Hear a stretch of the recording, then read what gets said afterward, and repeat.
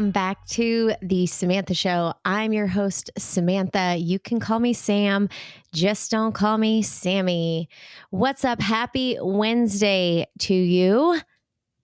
If you keep doing what you're doing, you'll keep getting what you're getting. My dad, he got me this nice little motivational calendar. And every day there is a new motivational, inspirational quote. And that was today's. If you keep doing what you're doing, you'll keep getting what you're getting. I love that. This is kind of what I preach in my classes, my fitness classes that I teach, my cycling classes. It's like, yo, we got to change it up. If you're not happy with where you're at, the results that you're getting, you got to change it up, you know? Or maybe things are going well and you are getting exactly what you want. Then keep doing it, baby. So if you keep doing what you're doing, you'll keep getting what you're getting. I love that. Welcome back to the Samantha Show. I'm just going to dive right into it. Let's do the 3 things that you need to know. So guess what? I'm going to Vegas. Viva Las Vegas. Yeah, I can't wait. Joe and I are going out to Vegas. But the funny thing is, because this is how things work in podcast world, this is actually going to come out after I have already been in Vegas. However, I still thought it would be fun to do 3 things that you need to know around Vegas facts and learn a little bit about the Sin City. So did you know that people in Las Vegas consume more shellfish in a day, one day, than the entire United States does in a year? The classic shrimp cocktail, clearly I'm reading this off of something. The classic shrimp cocktail is a Las Vegas staple, and seafood buffets are common throughout the city. People in Las Vegas love shellfish. Say that fast. Say that 3 times. People in Las Vegas love shellfish. People in Las Vegas love shellfish. People in Las Vegas love shellfish so much that they reportedly consume 60,000 pounds or 30 tons per day. And that is more than the entire country collectively eats in an entire year. That's too much fish for me, y'all. Okay, that's too much shellfish for me in general. No, thank you.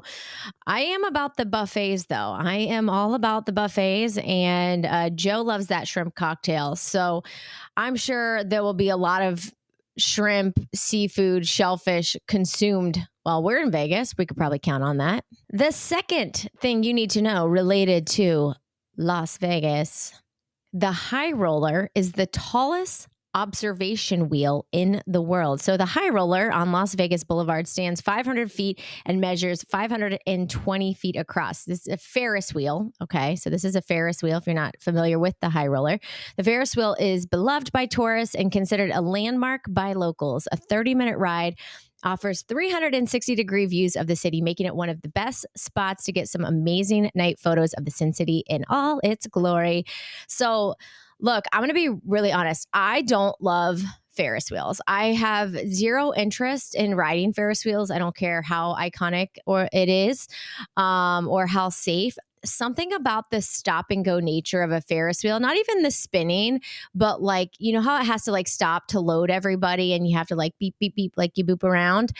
It feels like a trap to me. Like I'm going to get in it and I'm going to have a panic attack and not be able to get off of the Ferris wheel if I need to. It's not for me. It's not for me, folks. Okay. But you now know that the High Roller is the tallest observation wheel. That's a very interesting choice of words. Tallest observation wheel in the world. So like, I guess the tallest Ferris wheel, that makes more sense to me. Don't quote me on it, folks. I don't know. I'm just looking at a westgateresorts.com/blog/Las Vegas facts. That's where I've got my information from here. Let's see. What else do we got? Oh, okay. Okay, this one is fun. So the third thing you need to know, there is an abandoned city beneath Lake Mead. The ghost town of St. Thomas was submerged in the 1930s by the United States federal government. Oh, the government was behind it, folks. In order to build Lake Mead, the world's largest man-made reservoir, the U.S. had to clear out as much space as it could. This involved buying the land the town sat on and informing residents that they had to leave. They just shoot them out. They said, we're building a lake, folks. Be on your way. So there you go. There's an abandoned city beneath Lake Mead. That's the third thing you need to know. Look into it. I love how they call it the ghost town, right? That like adds a level of like mystery to it. So I'm reading on here. It says, while residents were compensated for their lost property, many stayed until they were forced to leave by the rising waters. The last person to go was a man named Hugh Lord. Mr. Lord paddled his way from home. Yo, that's wild. Like, Hugh, they gave you money. Like, when the government comes in and they says this is ours, like, that's kind of the end of it. So, very interesting. So it's called St. Thomas, and it is submerged under 60 feet of water. Investigate it. Check it out. Check out the ghost town. I'd love to know like all the secrets and all the mystery things. I love a good conspiracy theory, whatever we can do to keep things interesting. So those are the 3 things that you need to know all about Vegas. I'm sure once this podcast comes out, I'll just be recovering from Las Vegas. Hopefully, right? It means it was a good time. Yeah, I think so.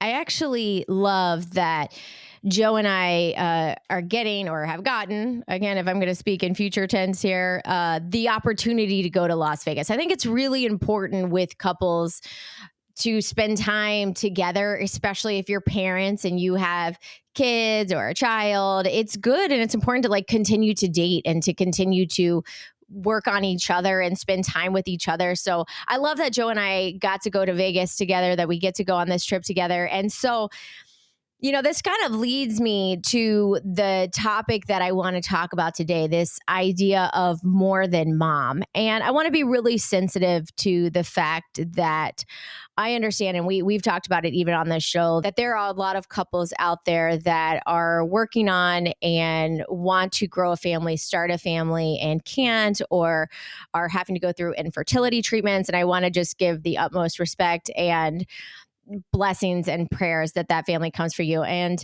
so I want to make sure with my conversation here today that I express that I understand just how grateful I am to be a mom. And it is one of the most incredible blessings in the entire world. In my opinion, the best blessing. And there's just nothing like it.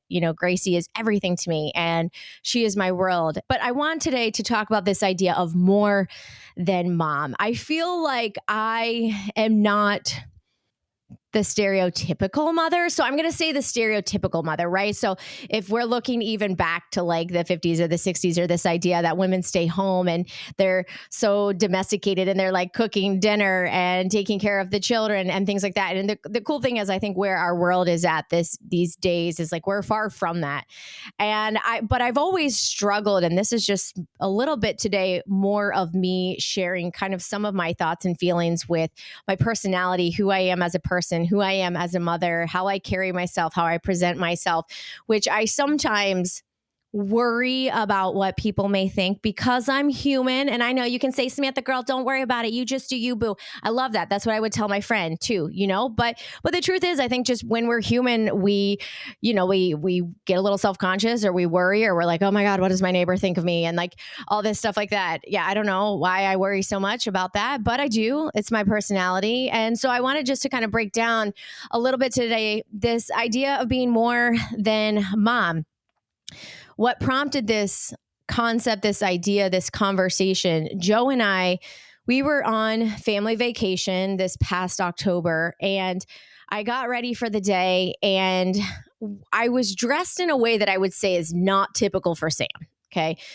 I don't know how I had like a tank top and shorts on, and maybe some like tennis shoes, white tennis shoes or something. And I came out of the bathroom dressed, ready for the day. And Joe looks at me. He's like, oh, you look like a hot mom. And I was kind of repulsed by the compliment. I know that sounds so like, Joe doesn't know. He was complimenting me, right? And he was like, hey, you look like a hot mom. And there was something about this, like, why do I look like a hot mom and why am I not just hot? Okay. And that just something with that, like it struck me, and nothing against Joe. I'm flattered. Thank you, babe, for calling me hot. But I had to I had to have a moment of self-reflection and try to dissect why I was so put off by being called a hot mom.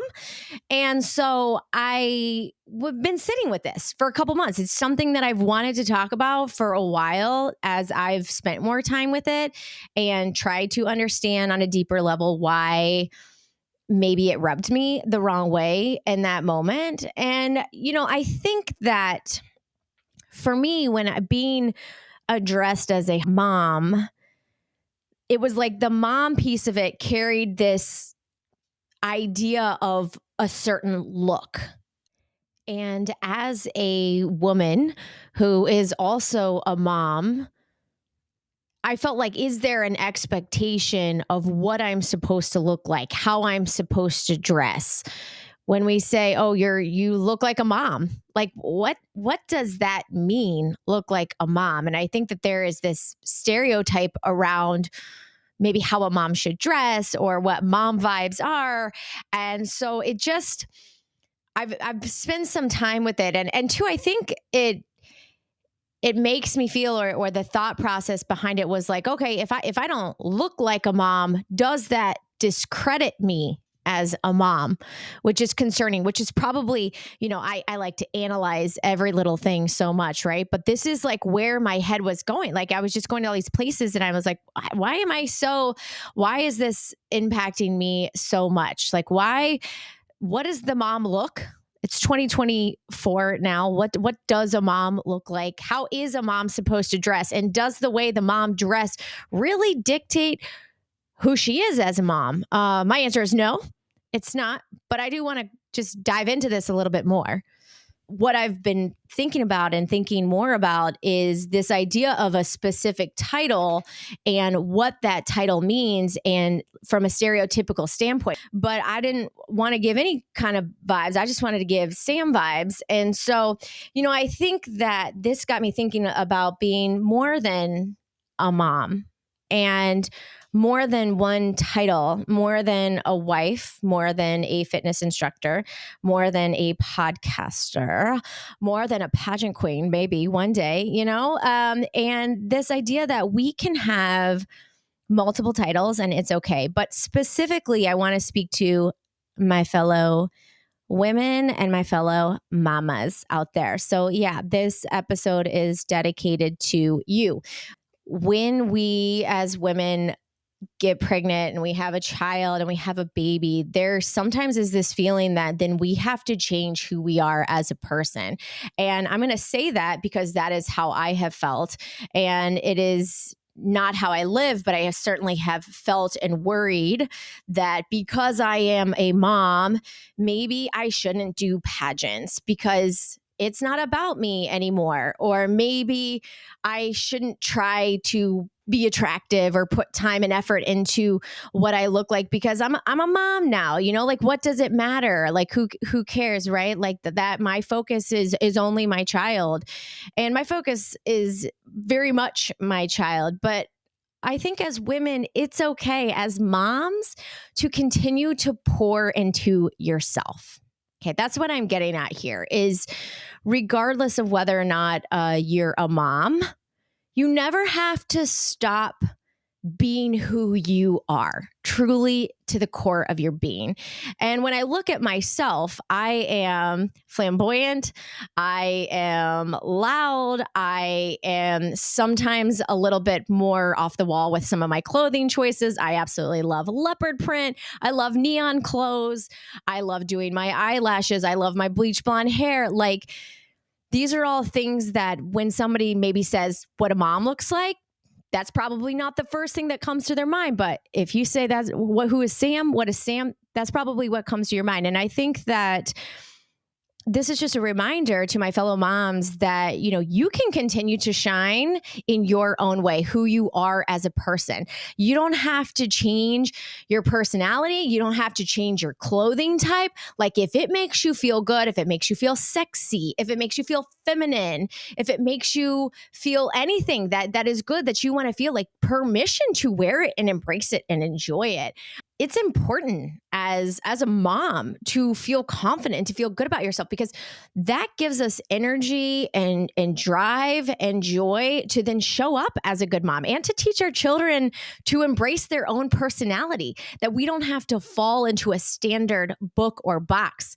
If you go back, you can check out a previous podcast episode with my friend Maddie. We talk about don't put me in a box. And it's a very similar concept of this idea that when you hold a specific title or you put one word label on people, that it limits who they are as a person. And we're not one dimensional, right? So there's a lot of different aspects to us. And so being more than mom is this idea of being who you can be mom, but you can also do podcasts that don't talk about mother stuff. Like maybe you're not talking about being a mom. It's a great concept. It's a great topic to talk about because it's very relatable, but maybe that's not what you're talking about. You can be a mom and you can also be a fitness instructor. You can also do pageants. Part of this pageant journey has really been about rediscovering my feminine side, my sexy side, like feeling beautiful. A lot of that, I think we sometimes lose as moms. It's just a fact, right? Because we are taking care of another human. We have a lot less time for ourselves. And then too, I think that sometimes there is this fear that if we start doing things for ourselves, or if we dress a certain way, or we do a certain thing, or we partake in a certain activity, that people are going to judge us. And I was talking to my mom about this because I was like, Mom, I'm just afraid that there are people that I'm connected with on social media, whether it's Facebook, more Facebook than any of the other platforms, but that are kind of from my past, whether it's high school or my neighbors or things like that, that are like probably judging me for the content that I create and the silliness that I produce. And my mom was like, so what? They're not your audience. They're not the people that you're targeting when you produce this content, when you put it out there. Like, why worry about it? And, like moms are the greatest, right? Like even when giving you advice as a mom. So, and I love that my mom shared that with me, that it's like, look, just do you. Like, do you, and whatever that feels good to you, however you want to dress, however you want to act, whatever you want to do with your hobbies and your interests and your activities, and just don't worry about the opinions of other people. I mean, it's easier said than done, but permission to be more than mom. That doesn't discredit your mom ability. It doesn't discredit how much you love your child.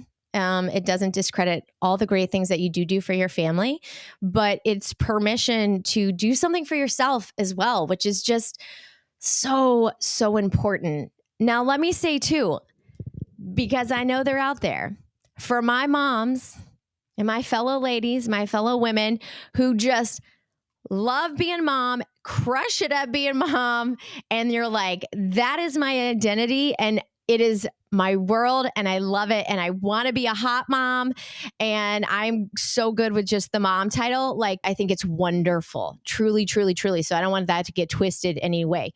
But if you're like me and you struggle a little bit more with identifying just as mom, because there are other things that you really want to do, which may be a little less traditional or a less stereotypical from a mother standpoint, I think it's fine too. And I'm telling myself while I tell you, like, permission to do these other things in your life, that you can be more than mom, and that's absolutely okay.